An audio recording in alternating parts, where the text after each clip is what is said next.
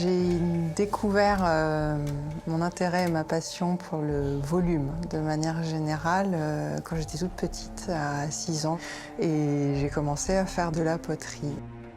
J'ai expliqué à mes parents à 15 ans que c'était dans les métiers d'art que je voulais travailler et que donc je voulais faire des études artistiques.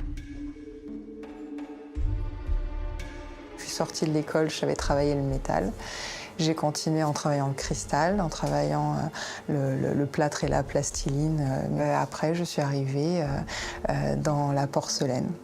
La céramique, ça m'a toujours plu. Je trouvais ça, il y avait plein de choses à apprendre, c'était riche. Il n'y a pas un métier, il n'y a pas céramiste, il y a des métiers de la céramique. J'ai pris goût à l'artisanat d'art, je crois, beaucoup à travers mon expérience de formateur, où j'ai été mis en contact avec des gens qui venaient de pas mal d'horizons différents. Et puis aussi, tous ces stagiaires, ils avaient plein d'idées en tête, ils avaient envie de créer énormément de choses.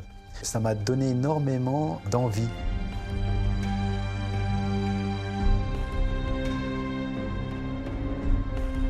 On a tout de suite vu, dès qu'on a commencé à travailler ensemble, que ça pouvait faire énormément de projets et répondre et surtout créer une émulsion. Si on avait fait chacun nos pièces et nos réalisations, j'avais très peur d'une mise en concurrence. On était tellement dans cette attente, tellement dans cette envie très forte d'enfin pouvoir exprimer tout ce qu'on avait à exprimer, que si l'un avait été un peu moins valorisé que l'autre, j'avais très peur que ça casse tout. Est-ce qu'on intègre dans une... Yael est quand même drôlement efficace. Alors je ne sais pas si c'est toutes les femmes comme ça, il paraît. Hein. Elle fait plusieurs choses en même temps et c'est quand même assez fantastique. Moi, j'ai essayé et ça ne marche pas. Il faut que je me concentre sur un truc et ça va. Elle a de la patience, du soin. Quand il faut décorer, elle ne tremble pas. Moi, il y a quelque chose qui m'excite beaucoup, c'est de me mettre au point, de trouver des astuces. C'est presque un jeu, en fait. Essayer de trouver un chemin technique qui nous fait aller vers un produit qui correspond à ce qu'on voulait. Je n'aurais pas pu aller vers cet atelier, aller aussi loin si j'avais été toute seule. Et Guillaume m'a apporté une confiance en moi.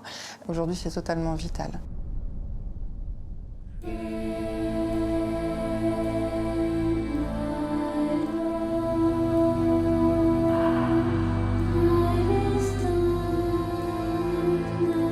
L'ego, c'est difficile parce que du coup, la création doit passer par l'accord, le même amour, les mêmes vibrations des deux pour le projet. Donc ça génère de la frustration au départ.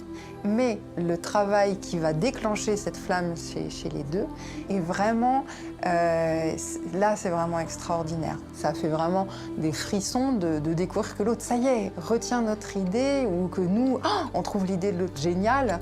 Là, vraiment, ça crée une dynamique qui, à ce moment-là, s'émulsionne, grandit, grossit et donne des pièces très intéressantes.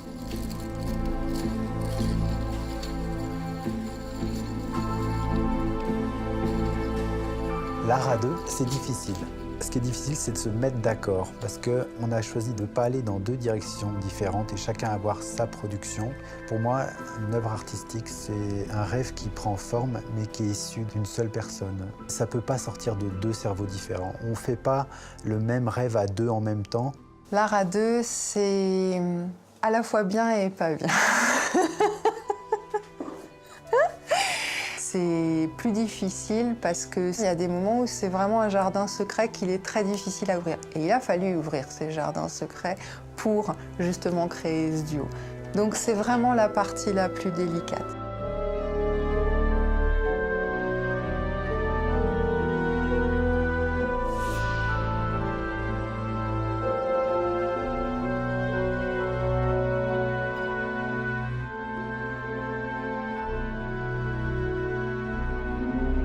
Dans nos objets, on y voit du féminin, on y voit du masculin, qu'on va sentir initié par un esprit de barbu, et d'autres pièces qui vont être vraiment plus douces, plus rondes, plus charnelles, plus féminines.